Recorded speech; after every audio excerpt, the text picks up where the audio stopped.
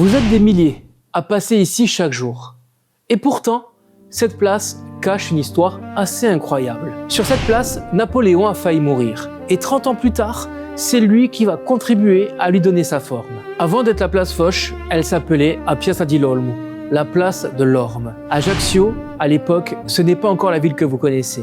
La ville, elle, est enfermée, compressée derrière ses remparts génois. À l'intérieur, les rues sont étroites, la population augmente et Ajaccio manque littéralement d'espace. Ici, c'est une limite. D'un côté la vieille ville, de l'autre le faubourg. Et c'est ici, exactement, que tout a failli s'arrêter pour Napoléon.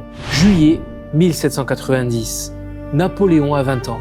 Il n'a encore personne. C'est un jeune officier corse, rentré au pays dans une île profondément divisée.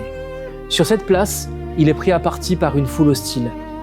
Parmi ceux qui lui sont opposés se trouve un membre de la famille Recco. Parent de l'abbé Recco, un homme intervient alors, Thomas Tavera, surnommé Trentacosta. Il sort une arme, la foule se disperse, Napoléon vient d'échapper à la mort. Ici, à Ajaccio, sur cette future place Foch. Et il ne l'oubliera jamais. Cette place raconte aussi une histoire beaucoup plus ancienne. En 1656, la peste ravage Gênes.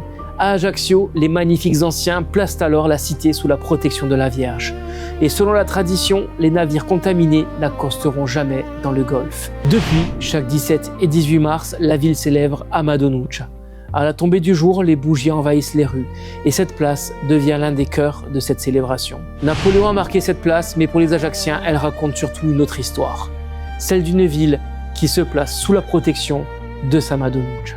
Et pourtant, tout ce qu'on vient de raconter, ce n'est pas encore toute l'histoire de cette place. Parce que cette statue que vous voyez tous les jours, je vous raconte son histoire très vite. Alors abonnez-vous.